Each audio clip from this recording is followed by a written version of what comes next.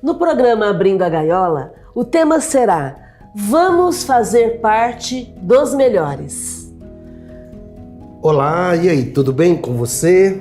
No programa de hoje, isso aí, né, Márcia? Vamos fazer parte dos melhores. É uma convocação que Allan Kardec faz com o artigo As Aristocracias, que está no livro Obras Póstumas. É uma verdadeira convocação. Por quê? Porque se nós seguirmos o que ele sugere, eu, você e todos nós temos grande chance de ganhar essa existência, que aliás é o nosso propósito, né? Para isso que eu e você estamos aqui, para ganhar essa existência. Combinado? Kardec, então, no tema Aristocracias, ele explica que a aristocracia vem do grego aristos, o melhor, e kratos, poder. Então a aristocracia seria o poder dos melhores. E que influência que o Espiritismo pode exercer na aplicação do poder dos melhores? Como que o Espiritismo pode contribuir para que a gente possa melhorar a nossa vida aqui? E aí que está a convocação dele, quer dizer, são palavras de Kardec no artigo As Aristocracias. Qual a contribuição do Espiritismo para que você se torne uma pessoa melhor e contribua para uma sociedade melhor e, com isso, ganhe a existência? Então vamos falar das aristocracias. Fazer uma análise, né? Desde o início das sociedades, todos os povos vivendo em sociedade, eles sempre precisaram de chefes. Na sociedade, as pessoas têm aptidões diferentes, elas têm características variadas. Além disso, existem pessoas que são incapazes de gerir a própria vida e elas precisam de uma direção, elas precisam ser dirigidas. Existem também pessoas que precisam ser protegidas e existem pessoas que, exatamente por serem fracas, precisam dessa proteção. Além disso, existem paixões que necessitam ser reprimidas. Daí, na sociedade, surgiu a necessidade de acontecer uma autoridade. Então, o conceito de autoridade acabou gerando a aristocracia. Alguém com autoridade que pudesse gerenciar o grupo para que todos vivessem em harmonia. Então, é daí que tudo começa. Lembrando que de paixões, Kardec está se referindo aos fanáticos, né? Sim. Então, a primeira aristocracia de que se tem notícia é a aristocracia dos patriarcas, que era a autoridade conferida aos chefes de família, aos antigos, aos anciãos, aos patriarcas, como se diz, né? Porém, com o aumento dos grupos sociais, com a variedade de sociedades, os povos vizinhos começaram a se desentender. Então, a autoridade patriarcal já não era suficiente, ficou impotente para conseguir gerenciar as sociedades.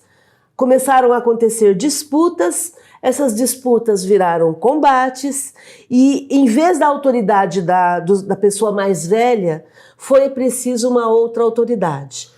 E é interessante, né, Márcia, que na comunidade indígena ainda é essa autoridade que prevalece. Dos patriarcas. Mas o patriarca no sentido do mais velho. Pode ser uma mulher mais velha, como pode ser um homem mais velho. Exatamente. Então a primeira aristocracia foi dos patriarcas, que eram os mais velhos. Depois veio a aristocracia da força bruta, porque foi necessário uma outra aristocracia, né? A aristocracia da força bruta é a aristocracia dos fortes. Então, dos vigorosos, dos mais inteligentes, dos chefes militares. Quando eles se tornaram vitoriosos, esses chefes foram investidos de uma autoridade.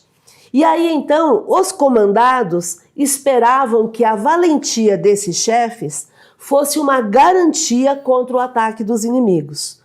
Porém, muitos chefes, abusando da posição de autoridade, se apossavam dessa posição por si mesmos. E aí depois, vencedores passaram a se impor aos vencidos e passaram a escravizá-los. Então esses fortes, com os bens que eles possuíam, eles transmitiram naturalmente a autoridade que eles possuíam para os próprios filhos. E aí os fracos, nada ousando dizer, se habituaram pouco a pouco a ter esses filhos por herdeiros dos direitos que os pais haviam conquistado e a considerá-los seus superiores. Ocorreu então a divisão da sociedade em duas classes, a dos superiores e a dos inferiores. Então nós tivemos a aristocracia. Primeiro surge o conceito de aristocracia como necessidade. Aí vem a aristocracia patriarcal, que seria dos mais velhos. Aí vem a aristocracia da autoridade. Agora surge o conceito... Aí vem a aristocracia dos fortes. E aí surge o conceito de herança, né? Porque até então não existia. E nesse conceito de herança, Kardec se refere que aí começa a existir a divisão de classes superiores e inferiores. É a primeira vez em que a gente ouve o Kardec falar sobre essa divisão de classes, como se alguém fosse superior e como se alguém fosse inferior. E aí, em função disso, o que acontece? Surge a aristocracia do nascimento. Na aristocracia do nascimento, como a forma como acontecia, ela era poderosa, ela era dominante, e assim como a da força bruta, ela não tinha força por si mesma. Ela dispunha de uma força mercenária. Então aí na aristocracia do nascimento, a pessoa tinha o nome, que é o que ela era herdeira, então ela tinha o nome, só que aí aparece a força mercenária, os exércitos, que eram soldados pagos, né? Soldados pagos, era uma força contratada, uma força paga, e aí que começou a garantir essa aristocracia do nascimento. Na posse de todo o poder, naturalmente, tomou para si todos os privilégios. Esse tipo de aristocracia tinha o poder e começou a transferir, então, privilégios. E agora vem uma parte interessante. Para a conservação desses privilégios, era preciso tornar isso legal. Então, uma pessoa que tinha hereditariedade de nascimento, que tinha aristocracia de nascimento, às vezes ela era fraca, ela não tinha capacidade, mas ela tinha dinheiro para pagar o exército e aí ela acabava se dominando a classe submetida, né? Dominando. Então, o que aconteceu? Esse grupo começou a fazer leis em próprio proveito. O que era fácil, porque ninguém fazia isso, ninguém fazia leis. Eram eles que faziam. Ninguém contrapunha, né? Exatamente. E como se não bastasse, juntaram aos privilégios o prestígio de direito divino, para torná-los respeitáveis e invioláveis. Então, a aristocracia de nascimento tinha o poder, tinha a capacidade de fazer as leis, e aí se autoproclamaram como sendo sagrados, como sendo divinos.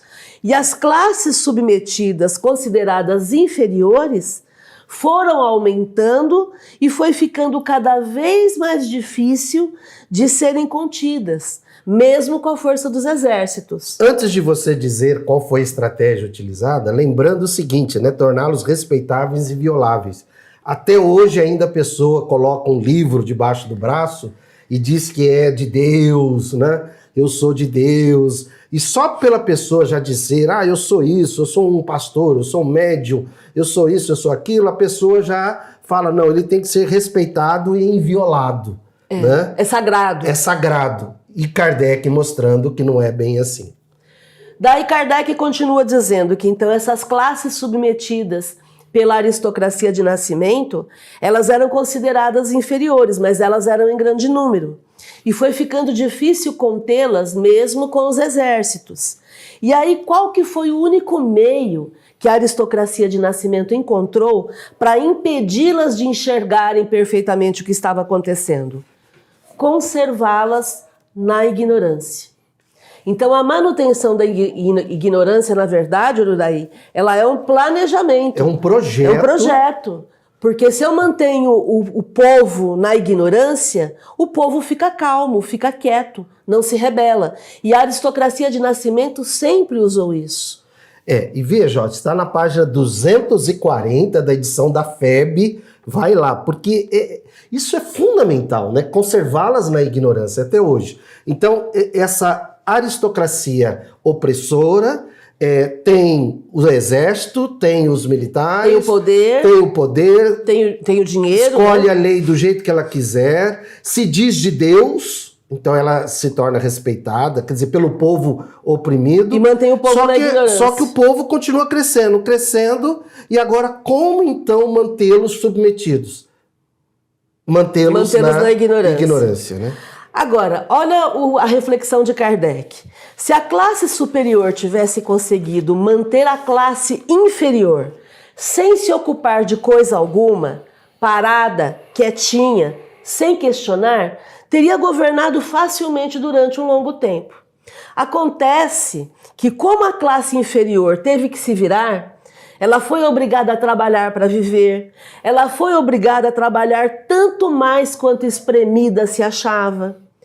Resultou que a necessidade de encontrar incessantemente novos recursos, a necessidade de lutar contra a concorrência invasora, a necessidade de procurar novos mercados para produtos. O que aconteceu? Isso acabou desenvolvendo a inteligência dos povos oprimidos. Fez com que se esclarecessem. Fala de Kardec. E o Kardec ainda brinca, olha que interessante. Não se patenteia aí o dedo da providência?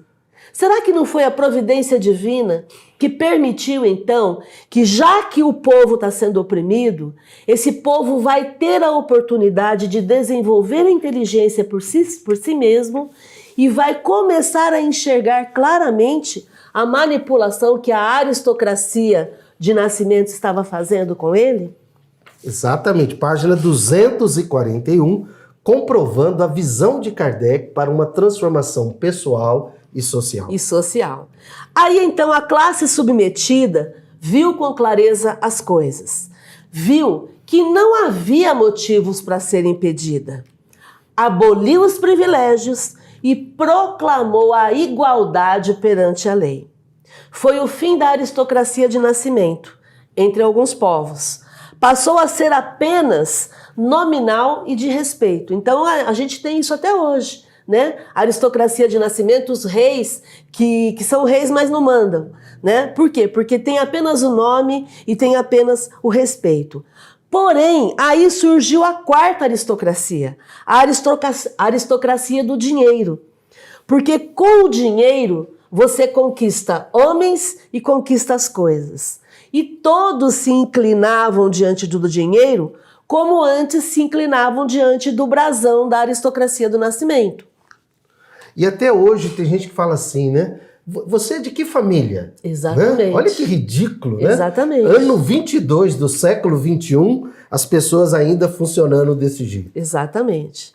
Então as pessoas começaram a trabalhar com a aristocracia do dinheiro. Quem tem o dinheiro tem o poder.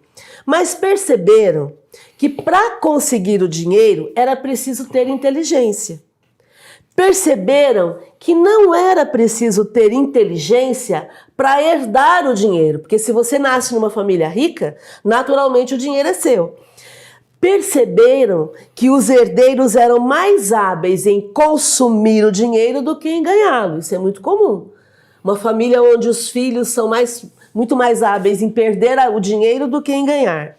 E perceberam que o enriquecimento nem sempre aconteceu de forma impecável. Ou seja, honesta. Honesta. O Kardec questiona isso com relação à verdadeira propriedade. Lá na obra dele, né, no Livro dos Espíritos, por exemplo, ele tem uma questão onde ele fala para a gente perguntar qual a origem do nosso dinheiro. Né? Ah, não, mas eu trabalhei sim, mas e antes? E antes? E antes? Então, nem sempre o dinheiro é de uma fonte honesta. Né? Está lá no Evangelho, né? Está no Evangelho e no Livro dos Espíritos, quando ele fala também sobre propriedade.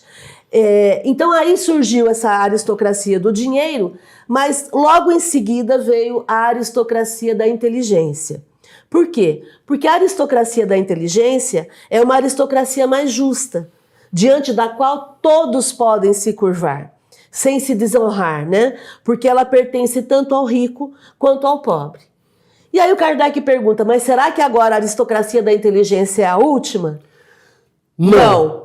Não é por quê? Porque Kardec pergunta aos espíritos se por que que às vezes se percebe que o crescimento intelectual, o crescimento moral não acompanha o crescimento intelectual? Então aí vem a próxima aristocracia. Então ter inteligência nem sempre significa ter moralidade, né? O homem inteligente sem moralidade pode fazer péssimo uso das suas faculdades. E por outro lado, a moralidade isolada, sem inteligência, ela se torna incapaz. Então aí surgiu a sexta aristocracia estudada por Kardec. Aristocracia, intelecto, moral. E aqui está a convocação de Kardec, né? A convocação para que, se você quer ganhar essa existência, se você quer realmente ser útil junto à transformação social que estamos passando, vamos fazer parte dessa aristocracia, uma convocação que ela faz, né? Que ele faz. Que ele faz. Porque, veja, o homem inteligente sem moralidade pode fazer péssimo uso da inteligência. A moralidade sem inteligência fica incapaz, não consegue atingir os objetivos.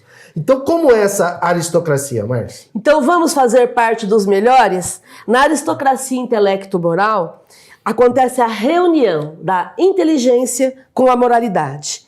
E ela inspira confiança. Por quê? Porque existe uma explicação, uma informação de como ela funciona. E ela usa a justiça. Daí então o povo aceita, por quê? Porque tem uma superioridade legítima. É uma aristocracia que governa para tudo e para todos, não apenas para alguns. E ela é diferente da aristocracia que foi imposta pelo poder ou pela força. É também diferente da aristocracia que foi herdada, porque na verdade inteligência e moralidade é conquista pessoal. E Kardec chega a dizer que essa aristocracia, ela antecede e prepara o reinado do bem aqui na Terra. Porque o seu poder vai acontecer naturalmente. E é importante a gente ressaltar, não confunda moralidade com moralismo. Isso. Moralismo são regras impostas por religiões, mas são regras externas, farisaicas, hipócritas. Vazias de conteúdo. Vazias de conteúdo. Moralismo não, moralismo é a parte interna, tanto que tem a ver com justiça. Não, moralidade. Moralidade? Sim, moralidade, corrigindo, moralidade é a parte interna, tanto que tem a ver com justiça, amor e caridade no sentido espiritual, né? E ele fala, né, Márcia? Olha lá, ó, página 241, antecede e prepara o reinado do bem na terra. Né? Olha esse momento de transformação social. Kardec diz que o seu poder acontecerá naturalmente quando os homens de tal categoria, então os homens de aristocracia intelecto-moral, forem bastante numerosos para formarem uma maioria imponente, e aí então a massa vai lhes confiar os seus interesses, porque a moralidade é durável. E ela age de acordo com a 10ª lei natural que Kardec estuda, né? A lei de justiça, de amor e de caridade. Isso, por quê? Porque primeiro começa com a informação. Busque nessa informação que existe de verdade. Cuidado com as fake news, cuidado com as mentiras. Isso é Kardec nos alertando. Por quê? Porque só a verdade gera justiça. Não existe justiça em cima de mentira. A justiça existe em cima da verdade. E não existe amor sem justiça. Então a informação gera verdade, a verdade gera justiça, a justiça gera amor, e aí sim esse amor gera caridade. Mas por favor, não é caridade material nem assistencial, é caridade conforme ensinava Jesus. Benevolência, indulgência e perdão. Benevolência para com todos, indulgência para com as imperfeições alheias e perdão das ofensas. Aí depois Kardec coloca uma pergunta bastante interessante, mas será que é possível se implantar na Terra esse reino do bem, com o egoísmo, o orgulho e a inveja reinando soberanos entre as pessoas? Sim, é a resposta dele. Claro que sim. Nós já entendemos a importância da inteligência. Já entendemos que com a inteligência a gente promove o progresso da humanidade. Agora nós precisamos ter um número suficiente de pessoas que entendam a necessidade de, além de agir com inteligência, agir com a moralidade, que é justiça, amor e caridade. Então, quando nós tivermos um número suficiente de pessoas remando nesse caminho, a gente vai ter uma transformação natural. Na física, existe um termo chamado momentum, com U e M no final, momentum. Quando a gente gera um momentum, é aquela explosão. Então, as mudanças vão acontecendo, até que chega uma hora que acontece uma explosão. É essa quantidade de pessoas focadas em serem pessoas boas de fato que vai provocar essa mudança na humanidade. E como ensinava Paulo Freire, né, Márcia? Não importa a sua ideologia, desde que ela seja inclusiva e não excludente. Por quê? Porque não existe ideologia excludente, ou melhor, só existe uma ideologia inclusiva quando eu ajo com justiça, amor e caridade. Exatamente. Antes disso tudo, com a verdade. Não tem como ser um pouquinho justo. Não tem como... Como fazer um amorzinho, amar um pouquinho. Não, ou você ama ou você não ama, ou você é justo ou não é. Então, se a sua ideologia é inclusiva, inclui todos, inclui pobres, inclui pretos, inclui os excluídos, os periféricos, inclui todos, né? Inclui todos aqueles da diversidade sexual, comunidade LGBTQIA+, inclui todos os tipos de gêneros, né? Todos os tipos de pessoas, sem exclusão. Se ela é raça, crença, né? Isso, ele cita, inclusive na época aqui, né, ele cita classe, gênero e raça. Exatamente. Né? Classe, gênero e raça. Se a sua ideologia é inclusiva, ela está em sintonia com o Espiritismo, ela está em sintonia com o nosso modelo e guia para a felicidade pessoal e social, que é Jesus, ela está em sintonia com as leis naturais, que é Deus se manifestando junto a nós. Mas aí você vai perguntar, mas parece que o bem não está vingando, parece que está demorando, está difícil, né? Parece que a humanidade não tem jeito. Kardec questiona isso também, mas ele explica que os maus são audaciosos, são arrogantes, são valentes, e agindo assim, sendo arrogantes, sendo valentes, sendo barulhentos, eles têm mais êxito. Eles compreendem que o que funciona é o bem. Mas como eles não são bons e ainda não tomaram a decisão de ser bons, eles se disfarçam, eles se mascaram, eles parecem bons para que possam conquistar mais adeptos. E aí o que vai acontecer? Como são barulhentos, todo mundo fica com a impressão de que o mal está vencendo. Os bons não fazem alarde. Os bons têm boas qualidades, mas eles ficam na deles. Eles não se fazem aparecer. E daí parecem menos numerosos. Mas em todas as camadas sociais, segundo Kardec, há pessoas de natureza boa e leal em grande número.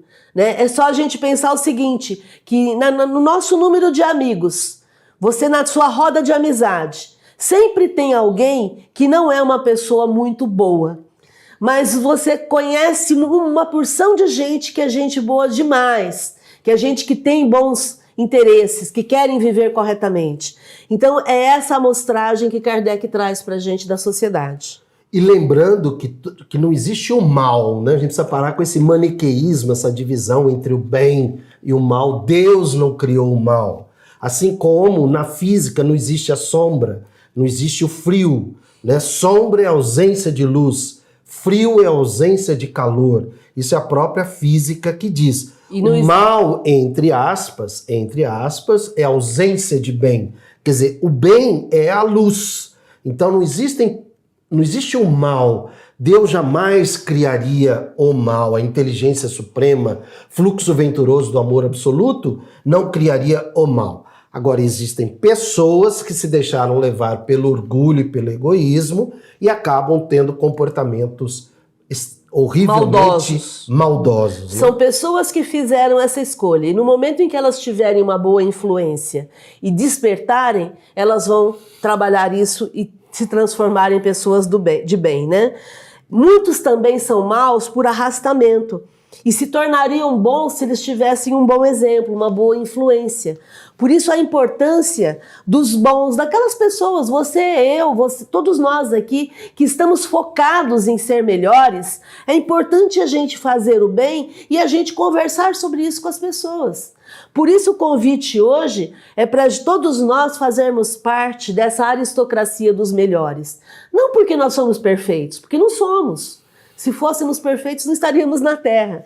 Mas é para que a gente possa aumentar o grupo de pessoas que estão focadas em ser uma boa influência para alguém, em fazer a diferença onde a gente está plantado, né? E é interessante essa questão do arrastamento, Márcia, porque na época, dizem os historiadores, que as pessoas, na hora de libertar Barrabás ou Jesus, as pessoas gritavam com muito mais raiva a libertação de Barrabás. E algumas pessoas passaram a gritar.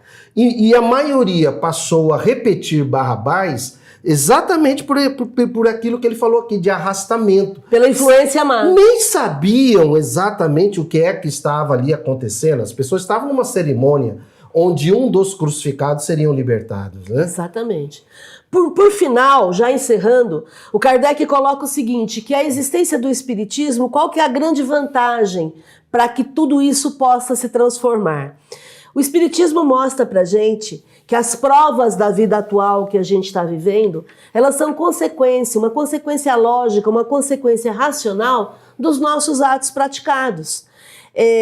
Nas nossas existências anteriores e também na vida atual. E ele faz de cada indivíduo o construtor voluntário da sua própria felicidade. Então, se nós somos a consequência do que fomos ontem, e se nós somos os construtores da nossa felicidade, a grande vantagem do Espiritismo é que ele é capaz de nos convocar a elevar o nosso nível moral. Elevando o meu nível moral, ajudando as pessoas a elevarem o nível moral da humanidade se eleva também. E aí a gente apressa a fraternidade universal. Então essa é a convocação de Kardec, né, Ururaí? Isso, é algo assim extraordinariamente atual, né? Extraordinariamente atual. Então leia Kardec. Kardec é a nossa referência. Por isso que hoje, às vezes, a gente tem que repetir, né, Márcia? Sou espírita kardecista. É uma redundância. Por quê? Se é espírita, já admitiria que é kardecista. Mas tem tantos livros por aí, né, que não acrescentam. Que não acrescentam e tudo mais, que a pessoa tem que manter essa referência junto aos ensinos de Kardec. Tá aí uma forma de você contribuir para a fraternidade. Aliás, ele usa o termo apressar a fraternidade humana. Sinta-se abraçada, sinta-se convocada, sinta-se convocado para esse momento de transformação pessoal e social. Vamos juntos fazer parte dos melhores. Felicidade!